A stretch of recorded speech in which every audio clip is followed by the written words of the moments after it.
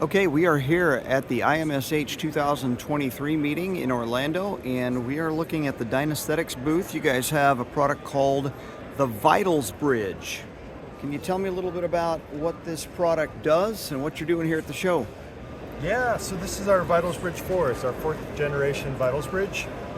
We take this vital signs that come from any simulated patient source. So think of a mannequin, a patient simulator, a desktop simulator, any type of vital signs. We take that information, send it over to the VitalsBridge through any type of communication, so Wi-Fi, Bluetooth, Ethernet, USB, and then we can take that information, make it to the physiologic equivalents so it can be shown on a real patient monitor. So the idea is you can take simulations, increase the realism by having real patient monitors in the operating room, simulated operating room, simulate critical care. So instead of just a computer screen like I've seen in all these other booths where they've got vital signs showing, you're actually using a monitor that they use in a hospital.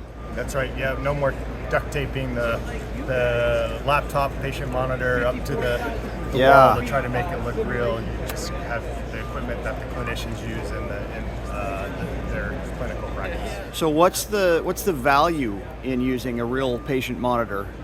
I think the clinicians generally have knowledge and memory and they're more comfortable with using what they normally interact with to get information about the patient. And once you change that, then they're out of their zone and you lose a lot of your realism. So yeah. Also, if there are aspects of the monitor that they're not familiar with, they can learn not only about the patient, but also they can learn new things about their monitor as they're doing their simulation. Now, you talked about vital signs coming from different sources. You don't have like any mannequins here. Do you work with mannequins, or do you just do simulated vitals? How does that work? Yeah, we work with mannequins for sure, and that's probably the main use case for the VitalsBridge. Is the mannequins are there. It's producing vital signs, digitized vital signs, and so we can grab those vital signs from those simulators and produce it on the real patient monitor. Got it. Do you work with just about any mannequins, or there's? Yeah, Laerdal, CAE, Gamard, they're all possible through different ways of collecting that information. Very nice, very nice. So what are you showing here? We've got a Phillips monitor and your VitalsBridge 4. Does that mean 4 generations of this? Yeah, this is our 4th generation product, and so what we have is pulse oximetry, EKG, up to 4 invasive blood pressures, 2 temperatures, and capnography, and of course, in addition to invasive blood pressure, non-invasive blood pressure as well. Got it. So can you show me how it works? I mean, it looks like you're tied in here to, what's the software you're running here? Yeah, so this is let me walk around here. This is the Laerdal simulation interface, so it's called Lleap, and so you can actually control the vital signs for your patient simulation here. You can adjust pulse oximetry or heart rate, blood pressure.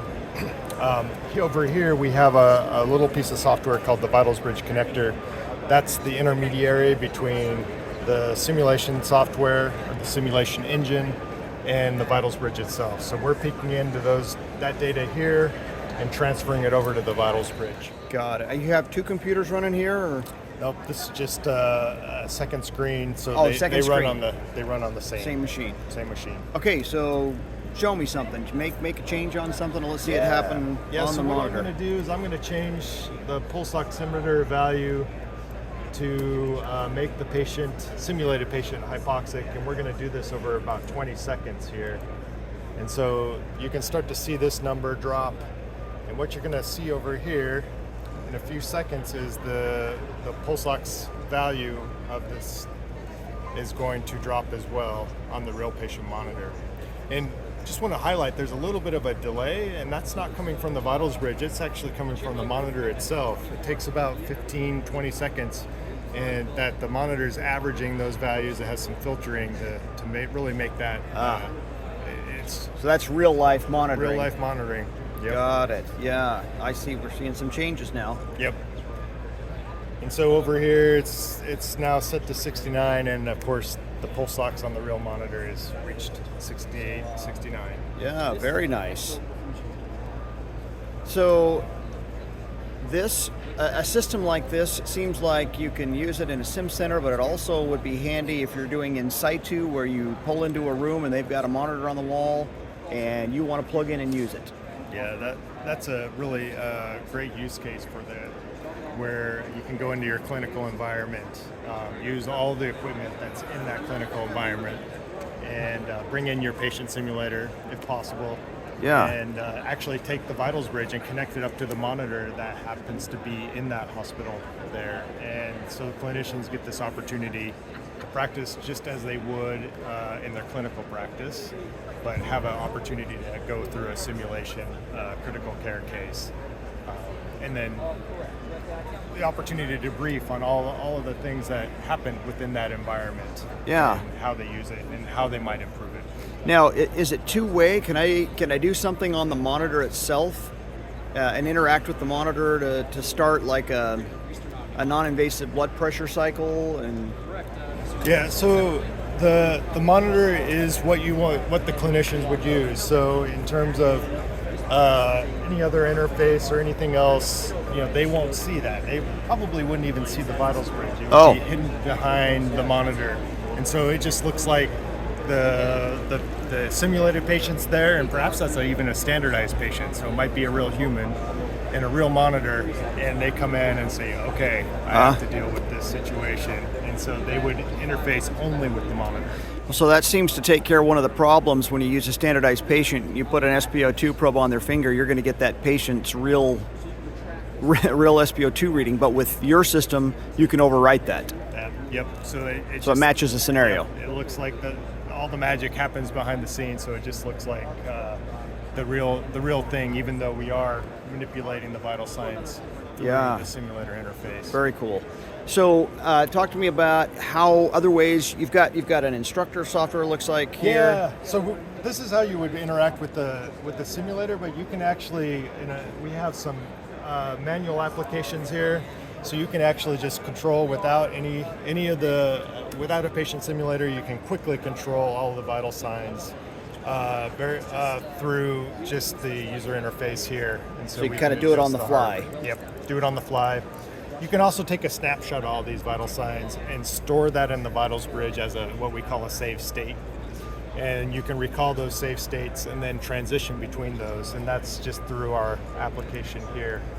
And so you can see I can set it from...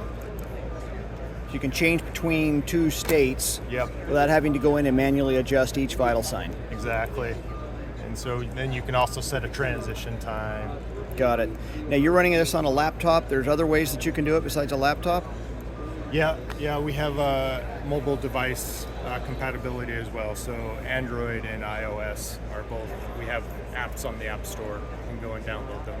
Wow. The software applications are all at no cost, so you can just go to freely our website available. Or yes, that's right. They're freely available. Very nice. And get them. And what do you've got? You've got a different setup over here. Here we're just showing a different monitor. So that was the Phillips. Here we have a Pro Pack. Since we simulate the actual physiologic signals, it really doesn't matter what monitor you use. Any monitor should work just fine. And also on here, you can see new in the VitalsBridge 4, we're showing intracranial pressure. So okay. That a new vital sign? New vital sign for us. Tell me what other vital signs you support. SpO2, so pulse oximetry, which you can see there with our magic finger in the box.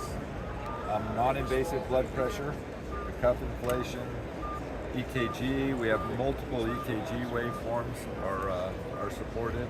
How many leads? Impedance respiration, 5 leads, up to 5 leads. 5 leads. That's what these buttons are on the front there? Yeah. This monitor right now we're only using 4, which is fine. And then we also do 2 temperatures. So you'll see it flashing back and forth here between 2 temperatures, and up to 4 invasive pressures. So we're showing arterial, pulmonary artery pressure, intracranial, but we could also do central venous pressure at the same time. If we Got need it. to. What's this little regulator? This is the CO2 tank. We do capnometry. See, this one I can see with, better here. Yeah.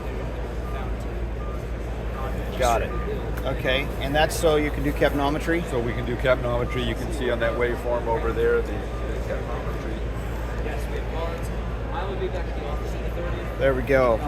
So the difference is you are actually sending CO2 up to the monitor so it knows what to read. We're actually blending gases in the box. Wow, very nice. How long you guys been doing this? 10 years. 10 years. 10 years now. 10 years this year. Cool. Well, all right. Thank you guys for taking time with us. We hope you have a good show and wish you success with your product.